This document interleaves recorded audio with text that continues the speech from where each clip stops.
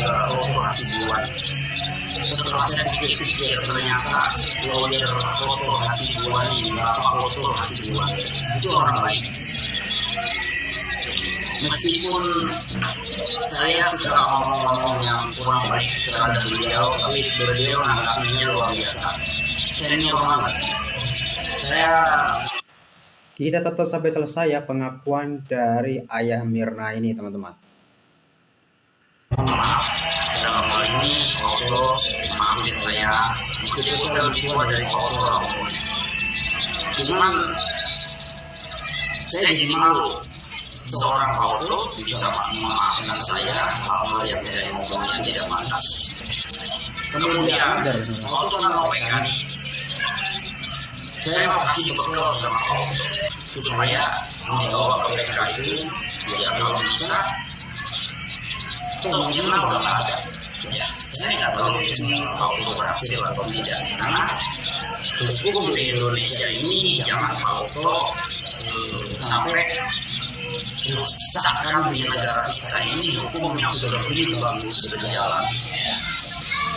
Itu dibuat cedera oleh sesuatu yang hanya karena Netflix. Netflix itu nggak benar. Ya.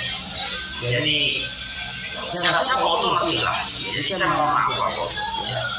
Cuma Oto harus dengar omongan saya itu. Saya lebih tua dari Oto. Kenapa saya katakan gitu? Ini yang saya tunjukin gambar anak Jessica masuk kiri itu. Sekarang saya juga ingin memberi penjelasan kepada Bapak sama Pak Rory Suryo. Ya, kebetulan juga kawan sih. Begitu mereka menangkap, ya, satu menangkap karena Oto, satu menangkap karena dia mengerti, karena dia dekat sama saya juga, Pak Rory. Begini, itu sebetulnya bukan barang saya, atau saya ngumpetin data dari digital forensik. Itu pada saat 2016. Itu kita ketemukan itu dengan rentetan data-data visual lainnya. Ya. Itu hanya dari belakang saja, yang dari depan nanti ada, tapi masih ketutupan teks, tapi gerakan pixelnya ada. Begini, itu baru kita punya. Itu untuk dua keperluan. Satu, AFP, Australia Federal Police, dan kejaksaan waktu P21 Pak Krisna Bekti. Itu sampai bawah itu cuma ditunjukin aja, jangan dipakai, karena ini berkaitan dengan kepolisian. Ya.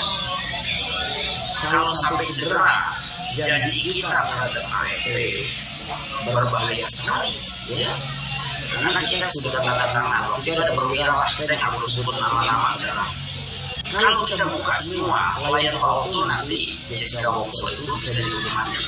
Jadi close circuit yang mengenai pengalian informasi itu benar-benar dia maju. Jadi gimana ya sih? Lanjut Pak Oto.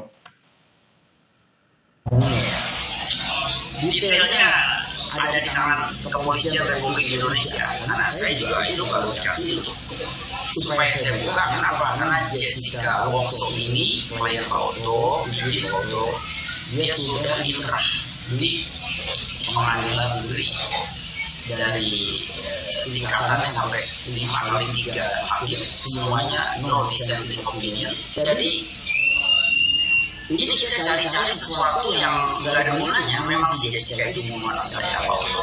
Izin kok, maafin saya kalau saya salah bicara. Percuma Pak Oto bela, lead the case. Saya hormati Pak Oto masih lawyer yang dulu saya kenal. Pak Oto, saya ini serba salah. Saya sama Pak Oto saya hormat. Pak Krisna Bekti itu marah besar. Dia dibilang datang ke rumah duka itu mengatakan bahwa dia tahu ini Mirna diracun.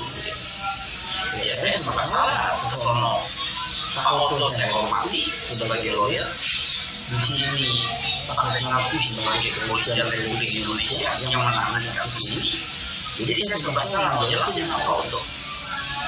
Kalau bisa saya cegah. Pak Krisna itu sudah naik pitam. Karena sebetulnya sudah P21 sebenarnya polisi nggak mau ikut campur Pak Oto. Supaya Pak Oto ketahui, maaf Pak Oto, saya hormati Pak Oto dari sekarang. Saya minta maaf, Pak Oto ternyata orang yang baik. Saya yang salah, saya mengakui salah. Ya, Pak Oto mau gambar saya juga saya diem sekarang. Kenapa? Memang menurut saya agak lancang karena saya ayahnya korban. Tapi sekarang saya baru sadari ternyata Pak Oto itu orang yang baik. Gak sabar banget besok hari Senin yang mana Pak Oto Hasibuan itu mau melaporkan pihak-pihak yang satu menghalang-halangi otopsi.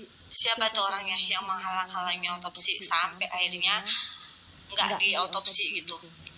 Ini pihak kepolisian ya, nggak tahu siapa karena takut mau menyebutkan gitu. Padahal udah ada selentingan kan siapa orangnya yang menghalang-halangi otopsi. Padahal itu otopsi harusnya polisi yang punya wewenang. Ini mayat harus diotopsi karena kematiannya nggak wajar gitu. Jadi harus diotopsi. Yang kedua, orang yang menghilangkan barang bukti. Siapa itu? Udah tahu juga kan yang menghilangkan barang bukti. Kenapa barang bukti itu dihilangkan? Contohnya kayak CCTV. CCTV itu kan harusnya dari CCTV-nya gitu loh, bukan yang monitor CCTV itu di video dan lain sebagainya gitu. Yang ketiga, yang merekayasa CCTV. CCTV itu mungkin direkam terus direkayasa gitu loh, kayak diedit gitu loh. Ya gitu, itu yang harus dilaporkan dan akan dilaporkan sama Pak Oto. Terus yang keempat, hakim yang memutuskan, yang memvonis Jessica 20 tahun. Sedangkan kalau vonis itu kalau memutuskan sebuah perkara kan terbukti dan meyakinkan gitu kan. Tapi ini kan tidak terbukti gitu loh, tidak berbukti tapi tetap divonis 20 tahun. Itulah rangkaian 4 yang akan dilaporkan sama Pak Oto Hasibuan dari pihaknya Jessica ya, akan melaporkan itu. Dan semoga terkuak semua guys, semoga terang benderang nanti siapa sih orang-orangnya ini yang menghalang-halangi otopsi, yang menghilangkan barang bukti, yang merekayasa CCTV gitu. CCTV-nya direkayasa gitu. Hukum macam apa ini? Masa nggak tahu sih dari saksi ahli kalau itu direkayasa? Kan kelihatan banget kalau CCTV itu direkayasa. Sama hakimnya. Hakimnya juga sebenarnya tuh dikasih apa sih gitu loh, bisa memutuskan sebuah perkara yang kayak gitu yang nggak ada bukti, yang kurangnya saksi gitu. Buktinya aja nggak sah, buktinya aja nggak konkret gitu loh, nggak benar-benar ada yang memasukkan racun dan nggak ada CCTV-nya. Kenapa hakim itu bisa memvonis orang 20 tahun dengan pembunuhan berencana tapi buktinya aja kurang gitu loh. Sebobrok itu hukum kita pada saat itu guys, tapi untungnya ya sekarang itu hukum kita tuh udah lebih bagus gitu loh, udah lebih mementingkan masyarakat kecil kayaknya gitu. Kalau dulu kita tuh nggak punya uang, kayaknya kita tuh kayak sampah gitu loh, nggak salah aja bisa jadi salah. Karena apa? Karena ditutupi dengan mereka yang punya uang gitu, yang kasus suap gitu. Dan kayak Wamenkumham sekarang aja bisa lo dia ketangkep gitu loh. Karena apa ya, mungkin hukumnya udah berbeda, kayak enggak kayak dulu gitu. Mungkin dia kayak yang Wamenkumham Pak Edi itu mungkin dia udah puas banget di suap yang dari dulu mungkin dia udah puas banget lah ya, ada uang gratifikasi gitu ya, yang uang suap kayak gitu, mungkin dia udah puas banget dan baru kali ini dia tuh kena gitu loh. Mungkin saja ya kenapa enggak gitu ya menurut aku sih pasti begitulah gitu. Dan ya kita sebagai masyarakat yang kita tuh bukan apa-apa, kayak ya gregetan, aku aja gregetan banget gitu kok dulu bisa kayak gitu sih gitu. Bahkan dulu 2016 aja kita juga kok bisa sih nggak ada bukti, bisa sih divonis kayak gitu.